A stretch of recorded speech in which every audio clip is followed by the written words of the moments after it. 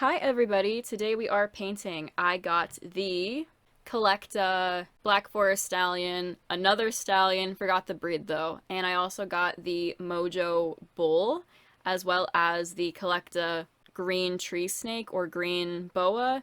My goal for today is to turn the green snake, well, I'm not changing the green snake, I'm going to be sculpting an apple for his mouth because, the snake in the apple, the Garden of Eden, sounds really cool to me. For the Black Forest horse, we're turning that into a Kelpie because I read recently that a lot of people see Kelpies as a black horse with like seaweed on them, and I'm like, we could probably do that. The white horse will be for the mares of Diomedes because they're man-eating horses, and the bull will be turned into a white bull because the Cretan bull story.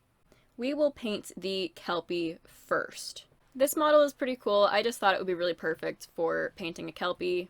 But while I am painting, if you would like to support the channel, make sure you subscribe. I don't usually do painting videos. I don't usually do hauls. I just talk about books usually. I do have plans for the future to talk about things like animal rights, more mythology, more books, stuff like that. So if you're interested, go subscribe. And if you want to support the channel, then go to my Amazon wishlist. But yeah, this horse needs a lot of black paint. Thankfully, the black paint I have is not very transparent, so I'll probably only need like one coat. I have no clue why I thought a Kelpie was a mermaid horse, but like a lot of the artwork I see online of a Kelpie, it's a mermaid horse. Like it's a horse with a mermaid tail, which that can be because of like mythology, because in Greek mythology, there is a mer horse, but we have no clue what's in the Loch Ness. And I find it really, really interesting how, like, people always talk about the Loch Ness Monster. However, like, there's so many stories of people seeing a Kelpie. Like, that is so strange. But basically, a Kelpie is a shape-shifting person. They are usually seen as a woman who transforms into a black horse, and they will lure you into the water and pretty much make you deceased. There is a story about if you bridle the horse, apparently that won't happen, but it depends from where you're getting your stories from, I guess. I think it turned out pretty good. Obviously, I'm not a professional painter, we know. I just like painting things for fun. But I thought I'd give the horse red eyes and put some green in its mane because that's kind of like seaweed. It's so like stereotypical to like give a horse red eyes when it's like evil or whatever, but I just think it looks so cool. But next up, we got this white horse stallion. We'll just pretend it's a mare because the man-eating horses, obviously. But yeah, all I really have to do is just like put some red on it, pretend that it's blood, of course.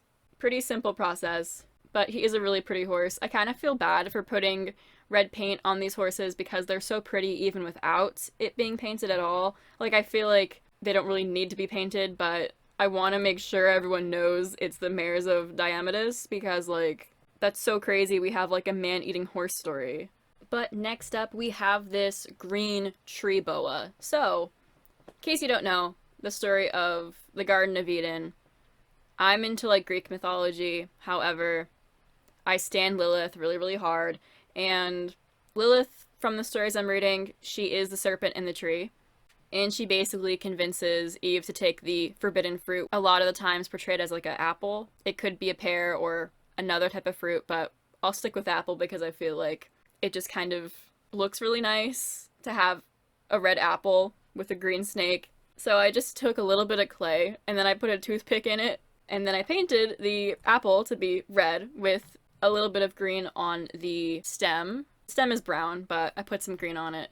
And I just think it looks really nice in the snake's mouth, of course. But next up, I have the bull. So the Cretan bull is basically a Snow White bull. And this bull I have is not Snow White. He is very much the opposite. He is a pure black bull. And although he looks really, really cool, he doesn't really fit the mythology aesthetic. So we have to paint him because in the story, it's a white animal, and I really like when the figurines I have add up to what the lore says, which, like, I've done this before. You know, I got that ram and I painted him gold because of Jason and the Golden Fleece, and then I painted a few other animals as well. I just really like when they match up with the mythology. However, I have two brain cells sometimes, and I didn't realize that if you want to paint a black figurine, you need primer, okay? And I don't have primer. I don't. So I have to wait until I one day get primer, because the coat right now on this bull is so uneven. It is ridiculous.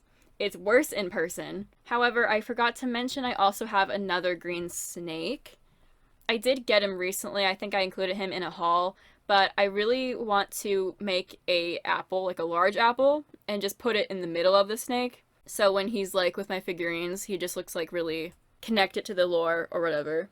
But when I do finish the bull and when I do finish the snake, I'll probably mention it in a video, or you'll just see it on my shelf. But anyway, I will see you guys in the next video. Bye!